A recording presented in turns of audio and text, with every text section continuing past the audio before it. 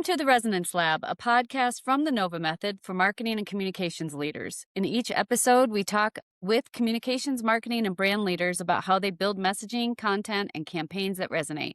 I'm Michelle Baum, the co-founder and COO of the Nova Method, and with me today is Dr. Sam Jay. Sam is the Executive Director of Digital Learning and AI Strategy and Professor of Rhetoric and Public Culture at Metropolitan State University of Denver. Sam is also a husband, a father of 3 very cute girls, and a diehard Iowa Hawkeye fan and alum, like me. Welcome, Sam. Go Hawks, Michelle. Go Hawks. So, listeners, Sam and I worked together when I was an associate professor of public relations at MSU Denver, and we quickly learned that we are both Iowa grads and hail from Iowa. So, Sam, welcome. Let's start by sharing what you're currently working on at MSU Denver this summer. Are you teaching any courses? Are you just fully focused on AI implementation, adoption across the university? What's your world looking like right now? I'm not teaching this summer. I taught in spring for the first time in a couple of years. I wanted to see how bad unauthorized AI use was in the classroom. It's pretty bad. It's pretty bad. I'll say that. However, it was a good opportunity to talk to students and sort of ask them why. So that was cool. But this summer we laid out our AI strategic plan, and now the work is ahead of us. So we're trying to get a few policies and processes established, an AI governance package, some planning for faculty readiness and professional development, and trying to figure out what we can do to prepare our students. And so that's what the summer is, quite frankly. Now, you just said that you talked to students about why they're using AI. Yeah. What did they say? They don't know how to use it correctly. That's basically it. I mean, the default is, let me use it to write this paper without necessarily, I mean, it's literally prompting, Claude, here's my assignment, write the paper. And so it's amazing what they're willing to do and change if you just demonstrate the added kind of use cases, going a little bit deeper. Like, instead of saying, write this paper, how about you say, here's my idea for this paper, poke holes in it. And they go, oh, I could do that. And you go, yeah, you could do that. And it's also, it's showing the weakness of busy work and the really lack of sort of academic value when it comes to busy work. When we put them in classes, here's this quiz, here's this discussion post. They're willing to not use it if you can explain why they're doing the work or why you want them to do the work. And so I get excited about it because I think it sort of forces us to rethink what we really want to teach and how we want to teach. And it does, like, it forces us to think, what do I need to do as a teacher to help my students be able to use what I'm sharing with them and teaching them 15 years from now, not just so they can remember it and, complete a 100 question final exam. It's a different level of memorization and a different level of sort of knowledge acquisition and usage. And so a lot of people in higher education are sort of freaking out, but I just keep seeing and coming back to this idea that we're freaking out because all of these things that we've used to sort of establish our legitimacy and to argue our legitimacy are now being called into question, but we've sort of been calling them into question for a long time. So, like, assessment is just one, like an exam that is worth 50% of your grade that you give at the end of the class. It doesn't really show you much other than, can a student memorize a bunch of stuff? That's not really learning. And so I think it's a good opportunity for us to fix some things. Yeah, well, it's a big job, and you're dealing with so many different stakeholders and their perspectives. You've got the faculty, the students, the administrators, the employers, the policymakers. You were talking about the board. So how are you bridging the divides between all of those audiences in ways that are connecting with each of those audiences? Yeah, it sounds a little hackneyed, but being vulnerable has been really, really beneficial to me. Oh, honest, vulnerable, genuine, earnest, telling people, like, I don't know what's going to happen Right. tomorrow. So I don't know, like, our planning is not going to be the traditional sort of strategic planning. But I'll tell you what, here's the deal that I sort of made with leadership and with faculty and with staff. Whatever we do is going to have value no matter what happens. And so when we're looking at, let's say, for example, like operations, the stuff that happens in the administration wing or the finance, the budget office, that sort of stuff, what are the things that need to be improved or fixed or made right or simplified that needed to be simplified even if AI wasn't here? We're realizing never being taught how to teach is a lot of the problem that we're sort of suffering with right now. We don't know how to teach. I know it's probably going to be offensive to a lot of people, but Whoa! educators Can't believe go. you just said it out Yeah, loud, well, I mean, Sam. but we're coming around to it. We kinda go, "Yeah, Yep. I'm just following what my graduate advisor, did in class." But we're not like K through 12 teachers. We don't go and student teach and learn how to, deal with, different types of learning and student needs and all of that, and I think we're beginning to see that replicating what we were taught as graduate and undergraduate students is not gonna cut the mustard anymore. We've gotta do better. At a minimum, we can become better teachers and be able to feel more comfortable in uncertainty and feel less anxious about not being able to know and just being able to adapt when changes come our way. And Yeah. that is something that is going to be important no matter what AI does. 6 Yeah. months from now, a year from now, it doesn't matter. Yeah.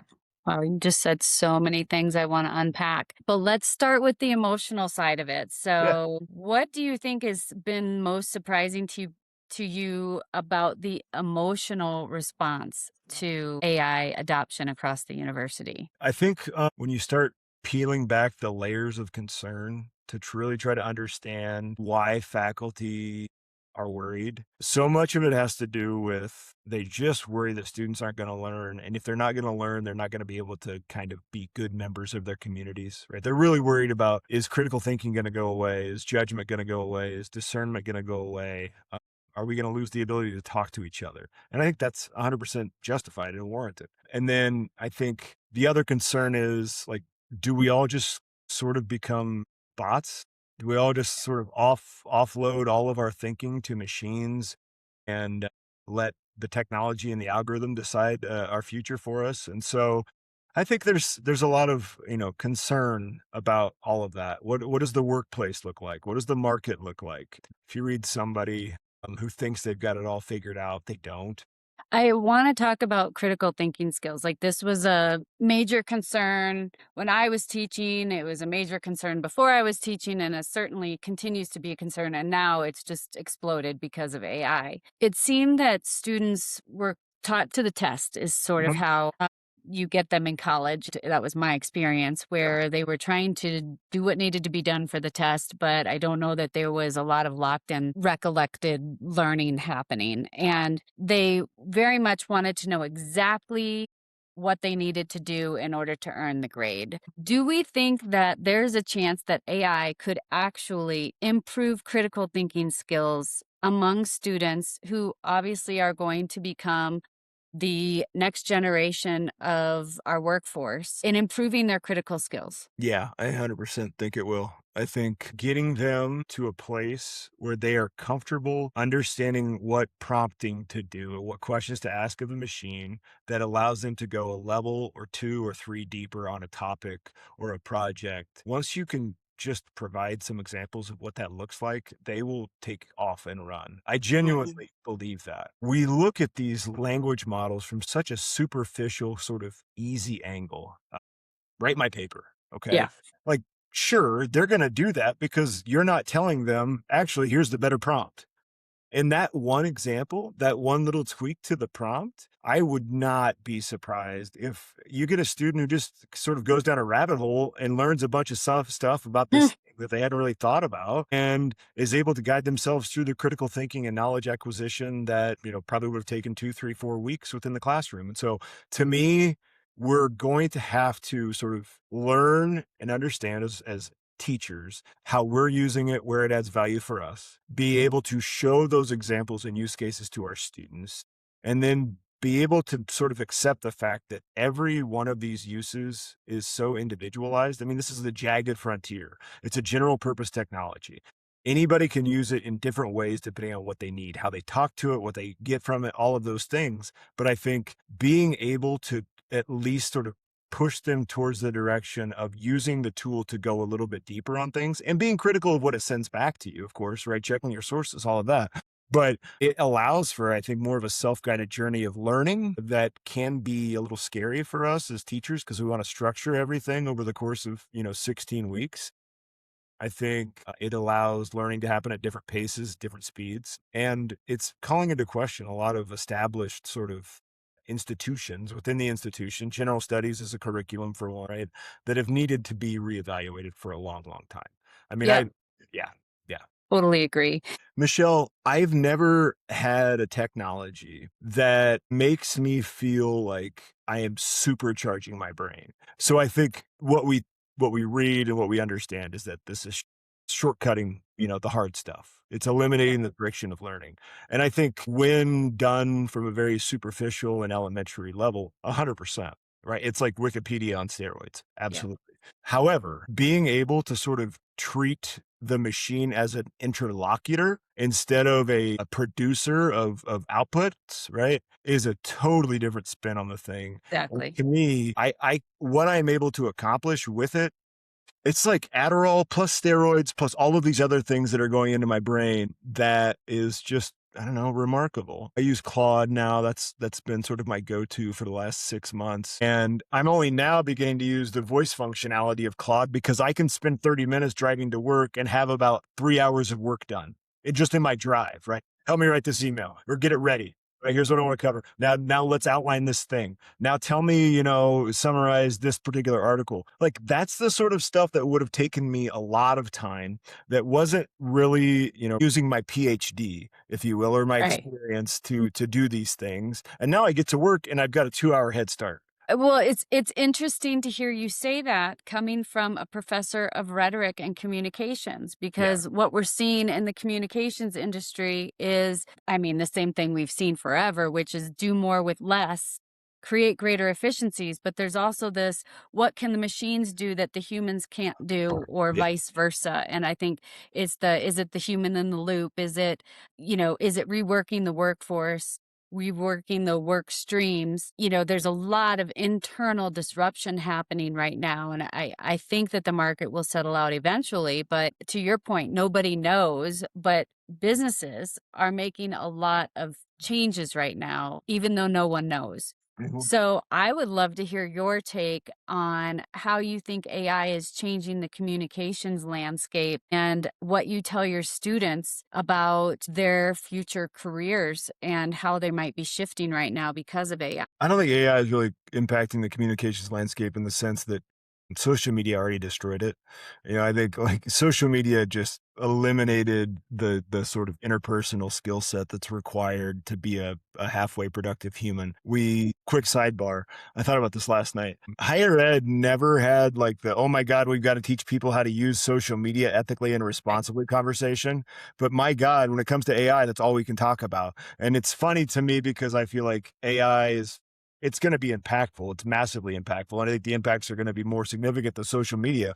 But when it comes to being a human and relationality, like we didn't have the conversation 20 years ago that we should have. So now we're coming back to it. I don't think it is changing communication necessarily. I think it's putting a premium on good communication. Mhm. I get really, really pumped to see this moment, not so much about how do we teach students how to use AI and, how do I build it into my assignment? No, I get excited about what are the things we need to teach them that AI will never be able to do. It can't Yeah. feel, it can't read a room, it can't, all of the things that you and I as sort of rhetoricians and marketing people and just, persuasive people who study Yep. there's so much of persuasion that has nothing to do with words. Knowing how to look into somebody's eyes and tell whether or not they're lying to you, or look at body language and go, oh, I need to say something here that sort of fixes the situation. Like there isn't a robot that can do that. There's a reason why morality and ethics matter, and we should Yep. study this. To answer the question more directly about what it's doing to communication, I think that a lot of the business owners that are sort of cutting that entry level position and kind of telling their existing employees use AI and be better, Yep. what that's failing to see is that there are so many lessons learned at the entry level that have nothing to do with technical skills. We're gonna end up making these weird mistakes when we're like in our 40s that we should learn when we're 25. And so that to me worries me a little bit. And I think the market will probably figure that out because we're gonna have clients that are attempting to have a happy hour beer with let's say an account manager who just doesn't know how to talk or make small talk, and that being really, really off-putting.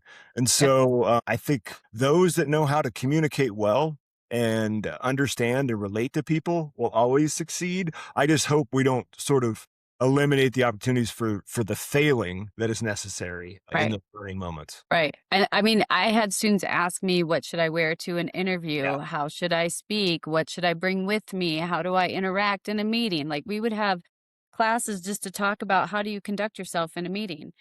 What is an agenda? Yeah. Things like that that they don't necessarily teach you when you go to your first job. They just assume that you know that. And Yeah. yet, you're right. If they dismantle the whole entry level position from corporate America, who's going to teach them that? And I wonder if it falls back on colleges and universities or if it's just learned behavior over time with a lot of stumbles along the way that may or may not be forgiven. Like time will tell on that, but I think that's a really good point. And this is we're talking about the humanities now, but I wanna, like, make clear because I think it's an important point. This isn't just, like, communications for communication studies or journalism majors. I'm Right. talking about when I go talk to our computer science professors, they will admit the best computer scientists, the ones that have the most success, the ones that are good with clients, are the ones that know how to ask the right questions. When a client comes to them and says, I want this thing, well, you got to ask follow up. What is it you really want? You got to talk to them. Like you can be the best coder in the world. And if you're not able to ask and understand exactly what your client wants, it doesn't matter. And so they get excited because I think for them, like the best students sort of rise to the top and they don't have to be the fastest coders anymore. Right. Yeah. I think it Yeah. matters so much and relationships matter so much and who you can connect with matters so much and emotions matter so much. And I think we have to be realistic that the market is going to automate as much as it wants to. I mean, this is not a new phenomenon.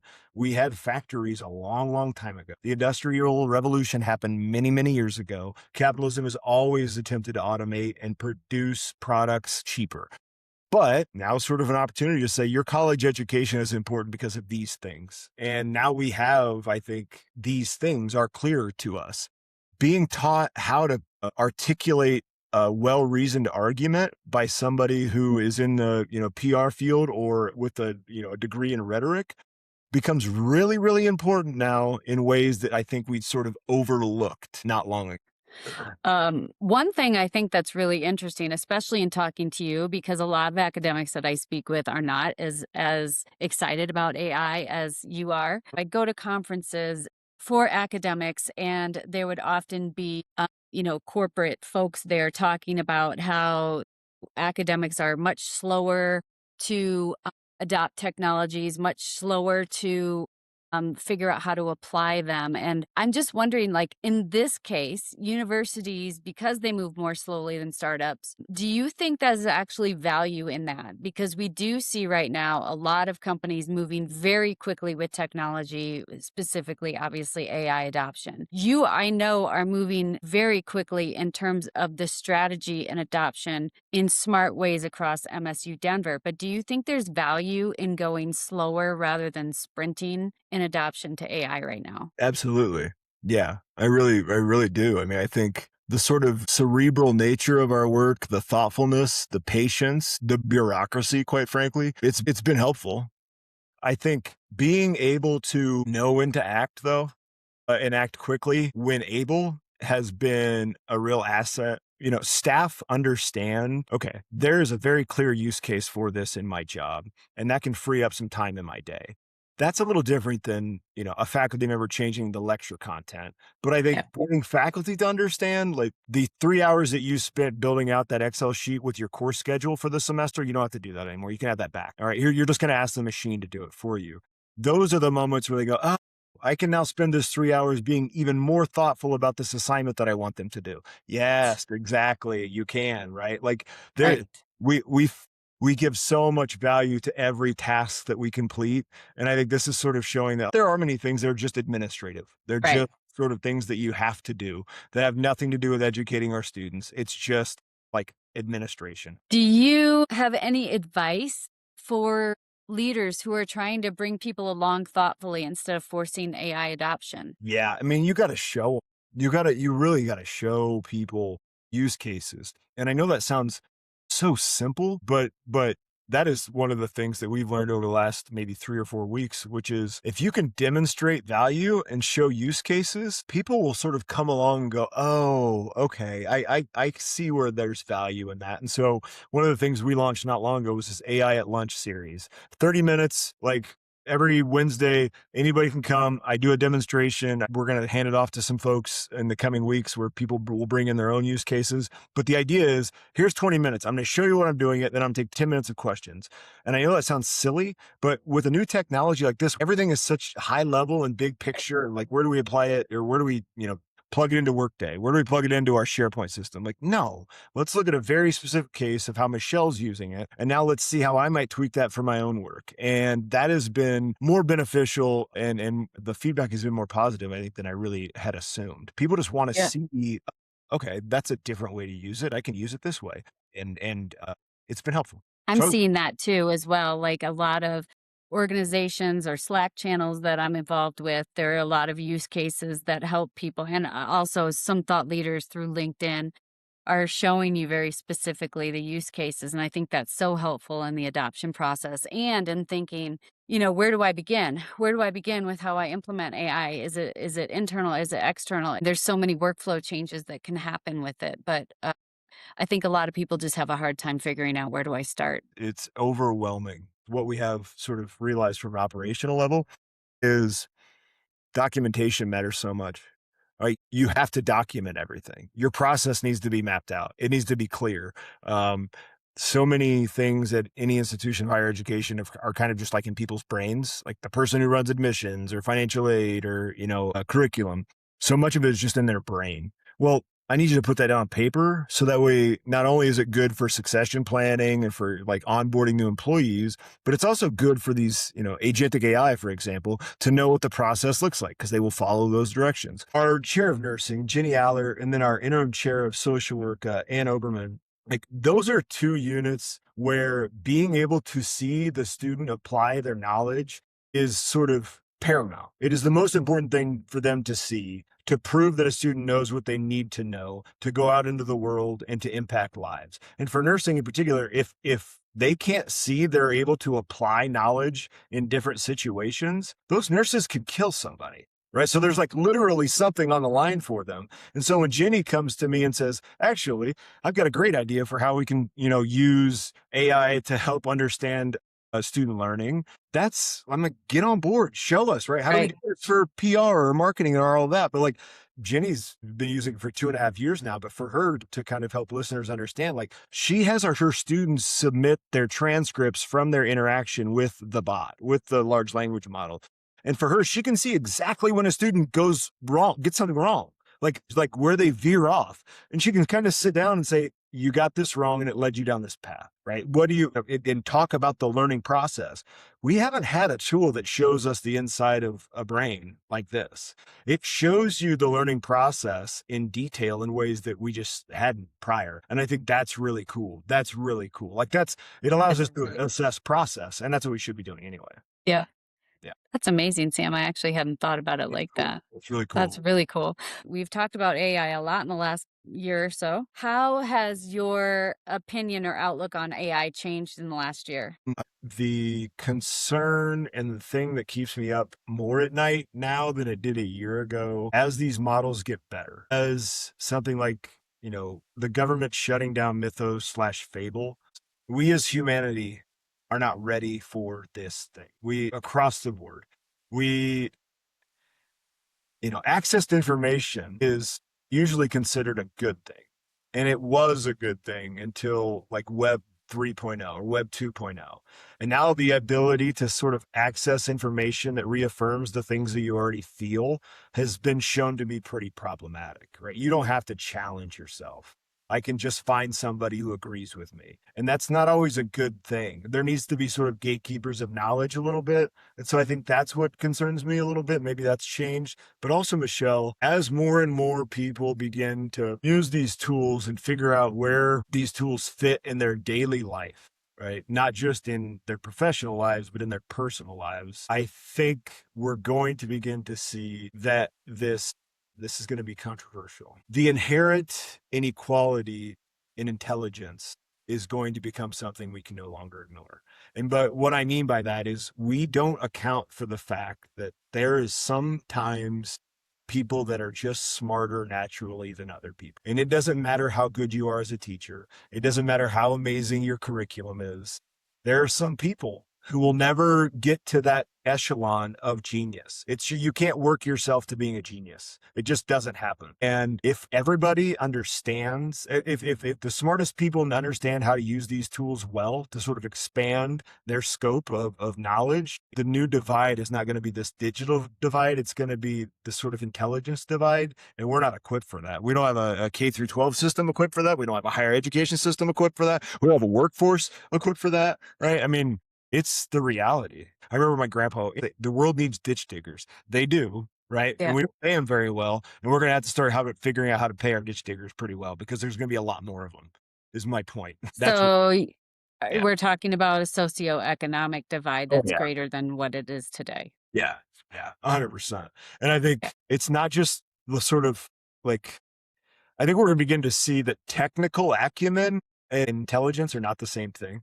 Anybody can go and become a 10x coder if we sort of train them up and teach them how to code faster and they learn how to type faster. And now I think what we're beginning to see, at least in talking to computer scientists, is that the tool doesn't level out talent. Yeah. It's going to be very interesting when people who are making $120,000 a year start losing jobs, because that's a different level of lifestyle that now the safety net's going to have to account for. And we are not equipped for that whatsoever. Well, and I see it already happening. Yeah, oh, I'm It's sure. Oh, already yeah, I'm happening. sure. Every study from, I post about the Deloitte Corporate Affairs latest report yesterday. Gartner's been saying that organizations are going to triple, quadruple their PR spend in the next few years because storytelling and all of the things that you have talked about that are so critical to be a storyteller, to read the room, to have empathy, to have judgment. Those things are now more important than ever before. Yeah. But the number of humans required to do some of that work is decreasing, it seems, because the org chart now has AI agents where Yeah. humans used to be. It's causing a lot of disruption in the industry right now where people are saying, maybe I'm going to go start that wine bar sooner than I thought I was going to. Mhm. Mhm. So I think the disruption that you're talking about is already happening. And I think a lot of organizations right now are trying to say, when is the industry going to level out? And I think we're just at the beginning stage of it. But I wondered what your thoughts are on that. Well, we are just the beginning stage. I still think this is it's a utility. AI will become Yeah. a utility. We've got to figure out how to pay for compute costs.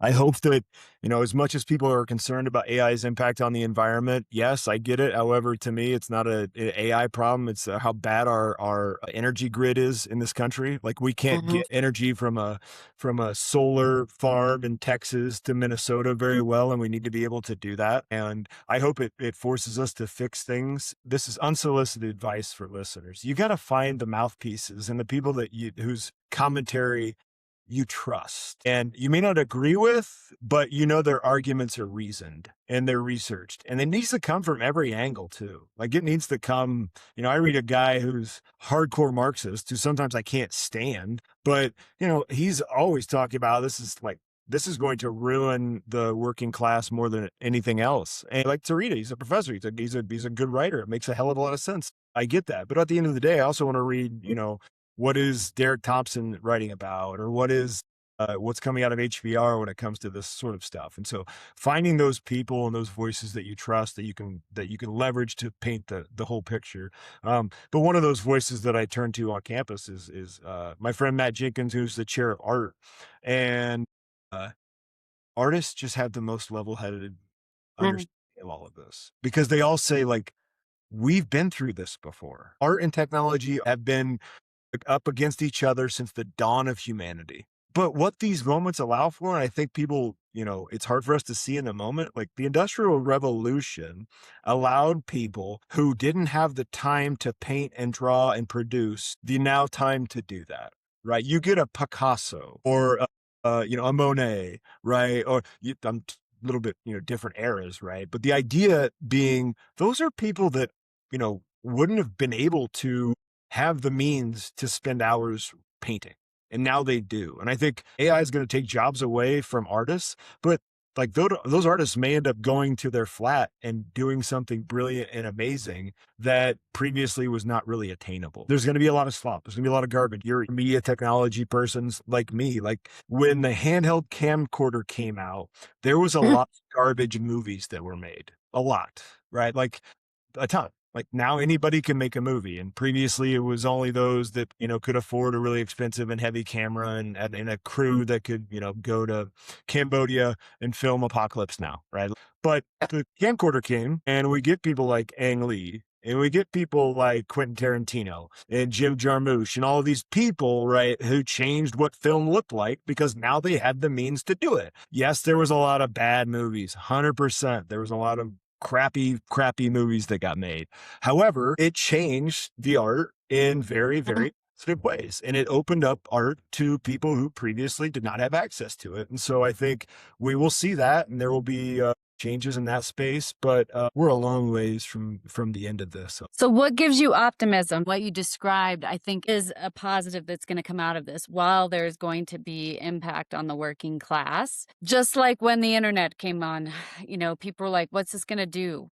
And it opened up jobs we'd never known before. And I'm sure you're telling your students there are jobs that you'll probably have in your lifetime that don't exist today. So what do you think are some optimistic points when it comes to AI coming online and the shifts that are happening and those yet to come? I think individually, the ability to teach oneself now is pretty significant. I think it's sort of from a higher ed point, there's an opportunity to disrupt the hierarchy a little bit. I think the Stanfords and the Harvards and the Yales are always going to exist, but they exist because they are branded entities that have so much social capital and value that have nothing to do with whether or not what the degrees they're providing are better than other degrees. I don't think that's the case. So I think in higher ed, we don't have to be the labs at Stanford that are collaborating with the AI companies to build these new models. We don't have to do that, but we can be the place where we've figured out how to apply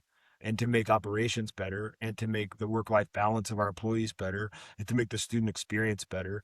And if we know over decades and decades and decades of research of what is the most important component of student learning, and it's the relationship with the teacher, if that is the case, and again, data has proven that and research has proven that, then we can very easily double down on that and say, we're just going to be that place where our faculty have been able to leverage AI to sort of take and offload all the administrative work that is required of a faculty member. And they've got more time to think about what they're teaching and more time to engage with their students. Yeah. That reestablishes a new hierarchy, or at least it changes the game a lot. And I like that a lot. I like that a lot because I think a lot of students, particularly the students who come to MSU Denver, need high touch experiences. And I think AI offers the opportunity to provide those high touch experiences and to do it at scale because we free up more time for the humanness, which is really exciting. And I think this is going to recenter the importance of communication and relationships and like having hard conversations and making reasonable arguments and knowing how to argue effectively, but also like, have a conversation with somebody you don't agree with. I get excited about that, quite frankly. Yeah. Where do you think we're going to be with this in like 5 years? So that's 2031. There's going to be, I would say, like having a full stack development team is going to be a must at most organizations. Being able to build software solutions in-house will be a thing. I think hopefully we see our energy grid improve. And we see the concern about data centers sort of waning because the companies that are using these data centers are sort of compelled to be more efficient anyway. I think there's going to be a little bit more regulation in the right ways.